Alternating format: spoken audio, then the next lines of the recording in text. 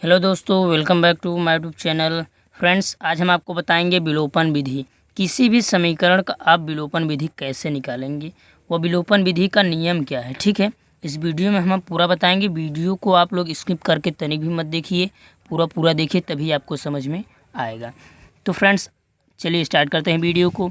तो देखिए, इक्वेशन दिया है पहला हमारा 3x + 4y = 10, 2x - 2y = 2 दिया है। तो इस फर्स्ट वाले को हम इक्वेशन क्या मानेंगे, फर्स्ट मान लेंगे, यानी समीकरण फर्स्ट। और सेकंड वाले को समीकरण क्या मान लेंगे, 2 मान लेंगे। क्या मान लेंगे, 2 मान लेंगे। ठीक, ये हमारा समीकरण 1 हो जाएगा, ये समीकरण 2 हो जाएगा। ठीक, अब देखिए करना क्या है। सबसे पहले विलोपन विधि में होता क्या है आपको कि ये देखिए 3x 2x है। ठीक है, पहले आप प्लस माइनस देखिए, ये प्लस माइनस है। ठीक है, कोई ऐसी संख्या से गुणा करें कि एक इक्वेशन कटे, या तो x कटे या तो y कटे। ठीक, कोई भी एक कटना चाहिए। तो जैसे हम अगर समीकरण 2 में 2 से गुणा कर दें तो यहाँ पर 2 दूनी 4 हो जाएगा, यहाँ पर 2 दूनी 4। तो ये जो प्लस माइनस से हमारा कट जाएगा ना, एक कटना चाहिए। चाहे आप x में 2 से गुणा कर देंगे, ठीक, यानी ये समीकरण 1 में 2 से गुणा और समीकरण 2 में 3 से गुणा, तो ये 6 कट जाएगा। लेकिन हमें प्लस माइनस देखना है ताकि हमें जोड़ घटाना गुणा करना ना पड़े, सीधा सीधा कट जाए। इसमें अगर हम 2 से गुणा कर देंगे, देखिए आप लोग समझिए, यहाँ पर हम जो है समीकरण 2 में किससे गुणा करेंगे, 2 से। किससे गुणा करेंगे, 2 से गुणा कर देंगे। ठीक, अब देखिए यहाँ पर आप लिखेंगे समीकरण, ठीक, इस तरह से आपको लिखना है, समीकरण 2 में 2 से, ठीक, गुणा करने पर, क्या करने पर, गुणा करने पर, इस तरह से आपको लिखना है। यही रूल है विलोपन विधि का। कोई भी आप एक में गुणा कीजिए या दूसरे दोनों समीकरण में आप गुणा कर सकते हैं, बट एक इक्वेशन कट कर आपका x का मान आ जाएगा। ठीक, इसी तरह से करना है। इसमें जो है विलोपन की तरह, ये आपका विलोपन की तरह है। ठीक, इसलिए इसे ऐसे हल करना है। तो आप करेंगे क्या, ये समीकरण 2, इसमें 2 का गुणा, यानी 2 का 2 में गुणा करेंगे तो 4x हो जाएगा। फिर देखिए 2 का 2 में गुणा करेंगे तो -4y हो जाएगा। अब देखिए फिर 2 का 2 में गुणा करेंगे तो कितना हो जाएगा, 4 हो जाएगा।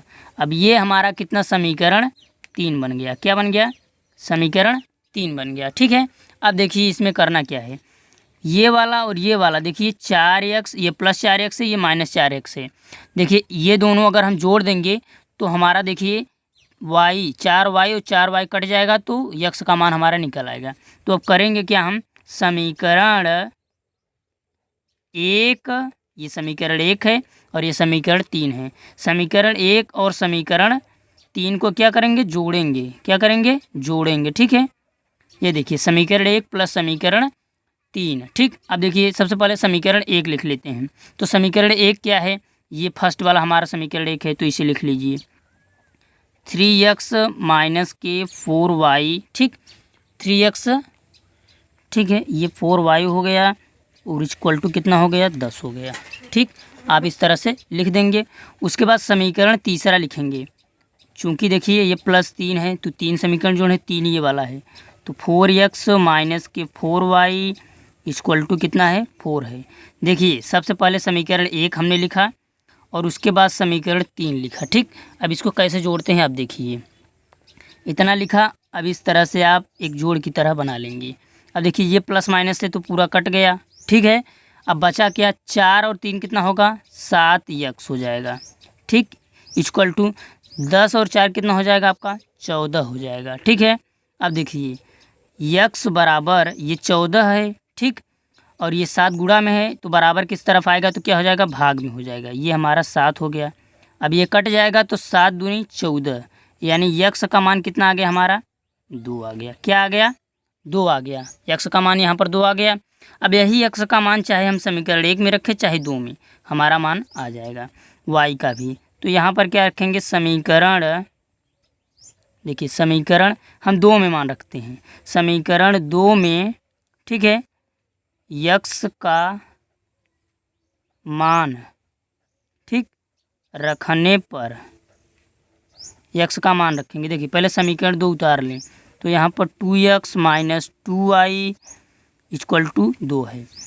देखिए यक्स का मान हमने यहाँ पर निकाला है 2, तो 2 गुणे यक्स का मान हम यहाँ पर रखेंगे 2, ठीक। उसके बाद -2y है, तो यहाँ पर 2, इस तरह से ये है, इसे उतार दें, केवल यक्स का मान यहाँ पर हमने रखा है, ये वाला जो निकला है, ठीक। तो 2 दूनी कितना हो जाएगा आपका 4 हो जाएगा, माइनस के 2y है, 2y रहने दो, ये 2 है, ठीक है। अब देखिए आपको करना क्या है, माइनस का 2y इसी तरह से रहने दीजिए, ठीक। ये वाला इसी तरह से रहने दीजिए, माइनस का 2y, ठीक। ये वाला ऐसे ही रहेगा। अब ये +2 है तो बराबर के उस तरफ जाएगा तो +4 है तो बराबर किस तरफ जाएगा तो -4 हो जाएगा। अब ये घट जाएगा तो कितना आएगा आपका -2 आएगा। ये -2 कैंसिल हो जाए और माइनस माइनस क्या हो गया आपका प्लस हो गया, और ये कट कर कितना आ गया आपका मान 1 आ गया। कितना आ गया 1 आ गया, ठीक है। ये आपका मान 1 आ गया। तो इसमें पूछ रहा था यक्स और वाई का मान कौन से विधि से निकालना था, विलोपन विधि से, ठीक। तो इस तरह से होगा, ठीक है। इसे हम फिर से एक बार आपको बता दे रहे हैं। समीकरण 1 में अगर हम 2 से गुणा करेंगे तो y हमारा कट जाएगा, यक्स का मान निकलेगा। इसलिए हमने समीकरण 2 में यक्स का गुणा किया तो हमारा ये समीकरण 3 प्राप्त हुआ। अब समीकरण 1 और समीकरण 3 को अगर हम जोड़ देंगे तो हमारा जो है यक्स की वैल्यू निकल आएगी, क्योंकि ये कट जाएगा और ये 4 3 7 यक्स हो जाएगा और ये 10 4 14 हो जाएगा, 7 दूनी 14 हो जाएगा, यक्स का मान 2 निकल आया। अब देखिए क्या करना है, समीकरण 2 में चाहे 3 में चाहे 1 में किसी में भी आप अगर यक्स की वैल्यू रखेंगे तो वाई का मान निकल आएगा। जैसे हमने समीकरण 2 में रखा, यहाँ पर देखिए ये समीकरण कितना है, इक्वेशन 2 है, 2 में रखा तो 2 यक्स का मान 2 निकला था, 2 रख दिया, 2 दूनी 4 हो गया, माइनस का 2 है, ये बराबर 2 है, 2 लिख दिया। अब देखिए आपको करना क्या है, माइनस का 2y इसी तरफ रहने दीजिए, ये वाला जो है अंक वाला इसे हम अंक वाले के पास ले चलते हैं, +4 है, ये -4 हो जाएगा, ठीक है, ठीक।